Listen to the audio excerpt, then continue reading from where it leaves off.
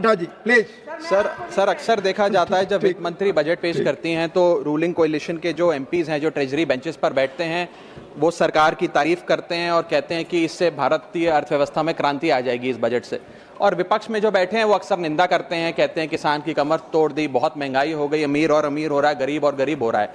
लेकिन मैं आज प्रयास करूंगा कि एक ऑब्जेक्टिव एनालिसिस इस बजट का करूं और कंस्ट्रक्टिव क्रिटिसिज्म अपना आपके माध्यम से वित्त मंत्री को दूं। So the title of my speech is The Good, the Bad and the Way Forward. 4 good things that I found in this budget, 4 bad things that I found in this budget, and 4 innovative suggestions to the Honorable Finance Minister. So the first good thing that I found in the budget is that there was an increase in the STT for derivative trading. Usually सरकार की निंदा हुई इस विषय को लेकर, markets भी गिरी, लेकिन मेरा यह मानना है कि इस कदम से स्पेक्युलेटिव ट्रेडिंग यानी कि सट्टा ट्रेडिंग समाप्त होगी या कम होगी और रिटेल इन्वेस्टर जो 90% रिटेल इन्वेस्टर एफएनओ सेक्टर में नुकसान भुगतता है फ्यूचर्स एंड ऑप्शंस के चलते, जुआ खेलता है, उसमें आपको रिटेल इन्वेस्टर की प्रोटेक्शन का एक माध्यम बन सकता है। लेकिन मैं इसी के साथ साथ वित्त मंत्री जी को याद दिलाना चाहूंगा कि एसटीटी का जेनेसिस क्या है, एसटीटी का जन्म कब हुआ। एसटीटी हमारे senior colleague mister P Chidambaram जब फाइनेंस मिनिस्टर थे तो उन्होंने इंट्रोड्यूस किया and it was introduce to replace long term capital gain tax on equities. जब long term capital gain on equities zero था तब एसटीटी को लाया गया कि वे एक सिंपल अपफ्रंट लेवी होगी ट्रेड्स पर regardless of profit and loss.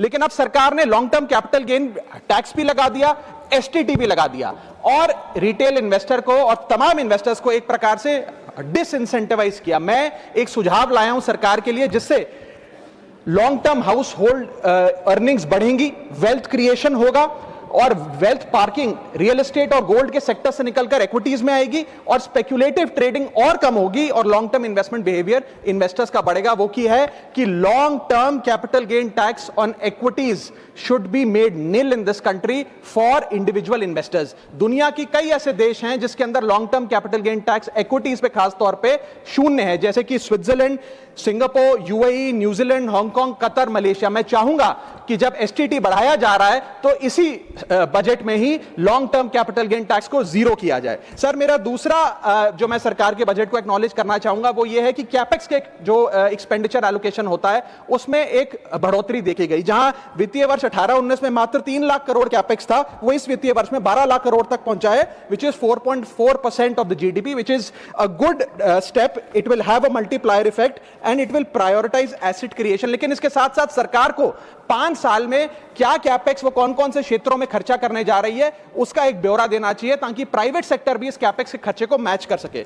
Sir third thing which we found in the speech of the finance minister is that there was a relative restraint in making budgetary announcements for election bound states. अक्सर वित्त मंत्री का भाषण सुन के आप बता सकते हैं कि कौन से राज्यों में चुनाव होने जा रहा है। इस स्पीच में उन्होंने थोड़ा सा रिस्ट्रेंट एक्सरसाइज किया जिसे मैं एक्नॉलेज करता हूं। और आखिरी अच्छी चीज जो इस बजट में नजर आई वो ये था कि एनआरआई की इन्वेस्टमेंट लिमिट में एनहांसमेंट हुई। लेकिन मैं बता दूं कि जब एफआईआईज ने, फॉरेन इन्वेस्टर्स ने, फॉरेन पोर्टफोलियो इन्वेस्टर्स ने इस देश के बाजार से पैसा निकाल लिया और पिछले एक वित्तीय वर्ष में 23 बिलियन निकाला, तब जाकर सरकार जागी और सरकार ने एनआरआईज के लिए इक्विटी मार्केट का दरवाजा खोलकर उनकी इन्वेस्टमेंट लिमिट को 5% से बढ़ा दिया।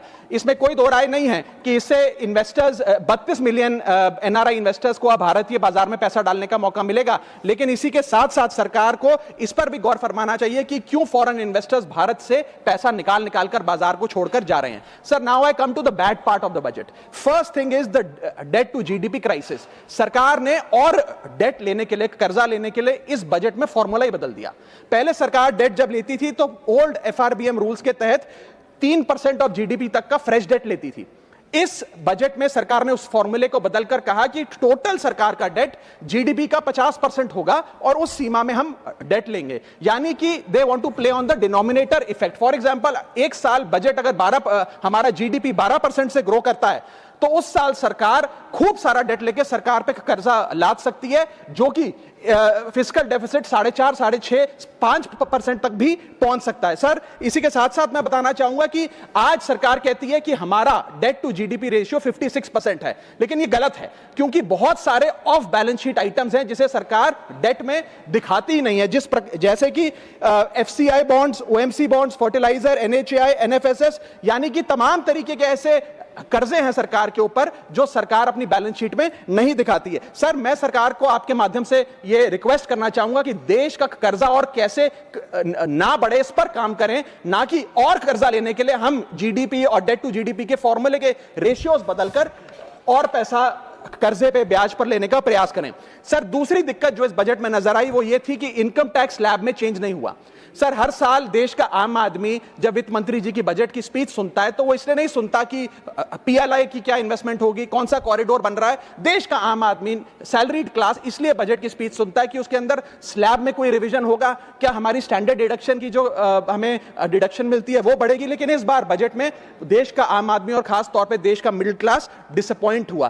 पहले ही there has been a stagnation in the salaries, inflation 6.8% पे खड़ा है, लेकिन उसके बावजूद हमने इस बार कोई स्लैब में या स्टैंडर्ड डिडक्शन में चेंज नहीं देखा। मैं आपके माध्यम से वित्त मंत्री जी को रिक्वेस्ट करना चाहूंगा कि आप इसी बजट में अनाउंसमेंट करें कि स्टैंडर्ड डिडक्शन जो 75,000 रुपए उसे बढ़ाकर सैलरीड क्लास के लिए 1.5 लाख रुपए किया जाए। Sir, third problem that was there with the budget is that there was no relief for the middle class. Sir, after a very long time in India's history the personal income tax collection was more than the corporate income tax collection, यानी कि individuals ने जो income tax भरा वो लगभग 11 लाख करोड़ के आसपास भरा, और कंपनियों ने, कॉर्पोरेट ने जो इनकम टैक्स भरा वो लगभग 9.8 लाख करोड़, यानी कि मैक्सिमम टैक्स आपको इंडिविजुअल्स के इनकम टैक्स से मिल रहा है। आप मिडिल क्लास वो टैक्स भर रहा है। आज वो दौर आ गया है कि हम मिडिल क्लास को अपलिफ्ट करें, मिडिल क्लास को पैम्पर करें, नहीं तो मिडिल क्लास एक सैंडविच की तरह रिच क्लास और पुअर क्लास में दबता चला जा रहा है। सर, राइजिंग कॉस्ट प्रेशर्स के चलते पिछले वित्तीय वर्ष में मिडिल क्लास ने देखा कि उसके एजुकेशन के खर्चे में 8% की बढ़ोतरी हुई, हेल्थ केयर 9% से महंगा हुआ, रेंट 7% से, फूड 6% से, ट्रांसपोर्ट 5% से। मेरा रिक्वेस्ट यह है माननीय फाइनेंस मिनिस्टर से कि वो इनकम टैक्स में रियायत देकर या तो मिडिल क्लास को कोई रिलीफ दें, और अगर इनकम टैक्स में रियायत नहीं दे सकती हैं तो उसकी सेविंग्स और इन्वेस्टमेंट्स पे उसको बेनिफिट दें, उसे इंसेंटिव्स दें कि वो ज्यादा बचत करे, ज्यादा वेल्थ क्रिएशन कर पाए। Sir, fourth problem in this budget that I found was the budgetary allocation to health, which is low and which certainly needs a relook. Sir, आज हमने अपने टोटल गवर्नमेंट एक्सपेंडिचर का 2% हेल्थ को allocate किया है, लगभग 1 लाख करोड़ के आसपास। नेशनल हेल्थ पॉलिसी 2017 बताती है सर, और सरकार का ये अपना ऑब्जेक्टिव रहा है, गोल रहा है, that spending on public health should be 2.5% of GDP. आज हम 2026 में खड़े हैं, हमारी पब्लिक हेल्थ पे स्पेंडिंग मात्र 0.5% ऑफ जीडीपी। हम अपने लक्ष्य से कोसों मील दूर हैं। जहां यूएस में 18% ऑफ जीडीपी हेल्थ केयर पे खर्च होता है, यूके में 12%, जर्मनी में 13%, स्वीडन में, नेदरलैंड में, डेनमार्क में, जापान में, स्पेन में 10% ऑफ जीडीपी खर्च होता है, क्योंकि वो देश जानते हैं कि जान है तो जहान है। लेकिन हमारे देश में मात्र 0.5% ऑफ जीडीपी हम अपने हेल्थ पे खर्च करते हैं, और इसके चलते आलम यह है कि सरकारी अस्पताल में अगर आप चले जाइए, which is the bone, which is called the backbone of India's healthcare, वहां पर आपको पुरानी जर्जर बिल्डिंग मिलेंगी, मैसिवली अंडरस्टाफ्ड हॉस्पिटल मिलेगा, ओवरवर्क डॉक्टर मिलेंगे, पॉपुलेशन के हिसाब से बेड नहीं मिलेगा, जांच के लिए मशीनें नहीं हैं, दवाइयों की कमी है, और अगर इलाज की, ऑपरेशन की डेट मिल भी जाए तो वो डेट इतनी दूर होती है तब तक मरीज चल बसता है। Sir, the reality is that Covid made us realise and it was a wake up call for India's public health infrastructure, and I want to ask the House today, are we prepared, God forbid, if there were to be another pandemic or another big sort of raging pandemic in this country, and the answer to that is no। और private अस्पतालों की sir हालात ये हैं कि अगर आज आपको प्राइवेट अस्पताल में इलाज करना पड़े तो आपको लोन लेना पड़ता है, अपने घर के गहने, अपना रियल एस्टेट एसेट बेचकर पता नहीं कितने हजारों लाखों लोग हर साल भारत में गरीबी रेखा के नीचे चले जाते हैं, क्योंकि उन्हें एक हेल्थ इमरजेंसी के चलते प्राइवेट अस्पताल में इलाज कराना पड़ता है। सर, जैसे वन नेशन वन इलेक्शन इस देश में लागू किया जा रहा है, वन नेशन वन टैक्स की ओर हम बढ़ रहे हैं, वैसे ही one nation one medical treatment की ओर बढ़ना चाहिए। सबको नंबर 1 मेडिकल ट्रीटमेंट देश में मिले, ऐसी व्यवस्था बननी चाहिए। सर, मेरे 4 सुझाव जो आपके माध्यम से मैं वित्त मंत्री को देना चाहूंगा। पहला सुझाव है, put all land and property records of India on blockchain. एक blockchain based land registry ledger बनाइए। पहले 10 मेजर राज्यों, शहरों से शुरू करिए, महानगरों से और टियर 2 सिटीज से, जिस लेजर में, जिस ब्लॉकचेन लेजर में हर रिकॉर्ड, हर सेल, हर म्यूटेशन, हर इनहेरिटेंस को एक डिजिटल रिकॉर्ड बुक में डाला जाएगा, जो एक ब्लॉकचेन लेजर होगा, जो टाइम स्टैम्प्ड होगा, टेम्पर प्रूफ होगा, 100% ट्रांसपेरेंट होगा, और रियल टाइम प्रॉपर्टी ट्रैकिंग आप उससे कर सकेंगे, जिसके चलते इंस्टेंट टाइटल वेरिफिकेशन होगा। आज सर हमारा जो रियल एस्टेट का लैंड एंड प्रॉपर्टी रिकॉर्ड का जो बाजार है उसमें अटर कियोस है। कियोस इसलिए है कि लोगों को रजिस्ट्रार के दफ्तर के बाहर धक्के लग रहे हैं, दलालों ने उन अफसरों। India ranks 133 out of 190 in property registration efficiency. 48% of our properties are under dispute and the average time taken by civil courts to resolve these disputes is 7 years and 6.2 crore property documents are pending digitization। वो तहसीलदार के दफ्तर में पड़े या registrar के दफ्तर में, उनका डिजिटाइजेशन अभी तक नहीं हुआ। इन सारी बीमारियों का एक ही दवा है, that is national blockchain registry, जिसके चलते प्रॉपर्टी डिस्प्यूट समाप्त होंगे, मिडिल क्लास की वेल्थ अनलॉक होगी क्योंकि वे और ब्याज पे पैसा ले पाएंगे, प्रॉपर्टी टैक्स की कंप्लायंस बढ़ेगी और रीट्स जैसे इन्वेस्टमेंट व्हीकल्स को ब्लॉकचेन वेरीफाइड टाइटल मिलेंगे, उसमें भी बढ़ोतरी देखी जाएगी। इसी के साथ साथ सर दुनिया के कई देशों ने इसे लागू कर दिया है। स्वीडन में यह लागू है जहां पर एक दिन में आप प्रॉपर्टी का ट्रांजैक्शन कंप्लीट कर सकते हैं, वहां डिस्प्यूट रेट 2% है। जॉर्जिया में है जहां 3 दिन में प्रॉपर्टी का ट्रांजैक्शन खत्म हो जाता है, डिस्प्यूट रेट 1% है। और यूएई में है जहां 10 मिनट में आप अपनी प्रॉपर्टी खरीद बेच सकते हैं, वहां डिस्प्यूट रेट 1% से भी नीचे। और वहां हिंदुस्तान में प्रॉपर्टी बेचनी हो तो 2 से 6 महीने लगते हैं और 48% डिस्प्यूट रेट है। सर मेरा दूसरा सुझाव है inflation linked salary revision act. Bharat में वेजेस को इंडेक्स करिए महंगाई से। वित्तीय वर्ष 18 से लेकर वित्तीय वर्ष 26 में हमने देखा कि real wages for the salaried class में 16% की गिरावट आई। यह गिरावट का मतलब इन सालों में जितनी महंगाई थी, जिस स्तर पे महंगाई बढ़ी उस स्तर पे वेजेस नहीं बढ़ी, जिसके चलते 16% की गिरावट रियल वेजेस में देखी गई। इसीलिए mandatory wage indexation formula is the need of the hour and the government must look at it. इसके चलते तमाम फॉर्मल सेक्टर्स में corporate, shops, factories, gig workers सबको इन्फ्लेशन इंडेक्स वेज हाइक मिलेगा। और सरकार के मुलाजिम को तो मिलता ही है, हर साल डियरनेस अलाउंस मिलता है, उसके बाद आप हर कुछ सालों में पे कमीशन लागू होता है। इससे आप 20 करोड़ आबादी, which is 45% of India's total workforce, आप उसे एड्रेस कर पाएंगे। सर इसी के साथ साथ मैं बताना चाहता हूं कि दुनिया के कई देशों में यह पहले से ही लागू है।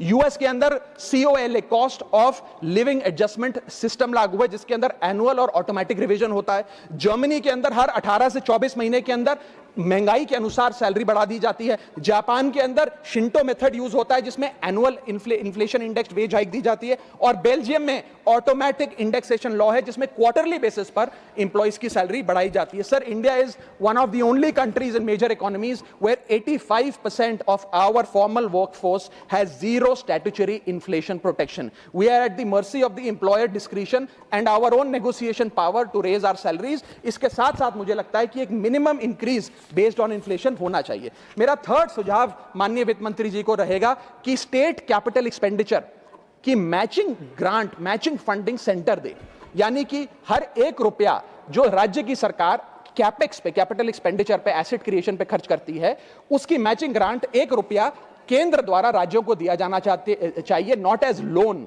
But as a grant. आज स्टेट कैपेक्स में 2 बॉटलनेक्स है। पहला बॉटलनेक है बोरोइंग कैप, यानी कि कोई भी राज्य अपने स्टेट जीडीपी से 3% से ज्यादा ब्याज पर पैसा नहीं ले सकता, वो कैपेक्स पे नहीं खर्च करता, वो तमाम तरीके के ऑपरेशनल खर्चे करता है। और सेकंड प्रॉब्लम है कि अगर केंद्र सरकार पैसा देती भी है राज्यों को कैपेक्स के लिए, वो लोन की सूरत में देती है और कंडीशनल लोन की किस एसेट पे कितना खर्च होगा, एक कंडीशनल लोन दिया जाता है। मेरा सुझाव है that replace this loan with conditions given by the centre to grant with trust, grant based on trust by the centre. Sir centre को आने वाले 5 वर्षों के लिए 1.5 लाख करोड़ आवंटित करना चाहिए, not as loan but as these capex grants, ताकि राज्यों में सड़कें बने, इरिगेशन नेटवर्क बने, लोकल पावर इंफ्रास्ट्रक्चर बने, ड्रिंकिंग वाटर सैनिटेशन हो और अर्बन इंफ्रास्ट्रक्चर में एसेट क्रिएशन, एसेट फॉर्मेशन किया जाए। As not as loan, not on interest, not with principal and with no conditionality. अगर ऐसा होता है तो सबसे पहले तो स्टेट की बैलेंस शीट में this grant will not sit as debt, state की बैलेंस शीट सुंदर होगी, बेहतर होगी। दूसरा, खुलकर राज्य कैपेक्स पर खर्च कर पाएंगे। Third, it will be a high growth and a high job creator, एक ग्रोथ मल्टीप्लायर और जॉब क्रिएटर के तौर पे इसका इस्तेमाल होगा, क्योंकि हर 1 रुपया जो आप कैपेक्स पे खर्च करते हैं उससे भारत का जीडीपी 2 से 3 रुपए बढ़ता है in a span of 3 to 5 years। Cooperative federalism मजबूत होगा और साथ ही साथ states will become builders and not borrowers in the eyes of the centre. Sir मेरा चौथा सुझाव जो माननीय वित्त मंत्री जी के लिए है वो ये है कि legalize virtual digital assets as an asset class.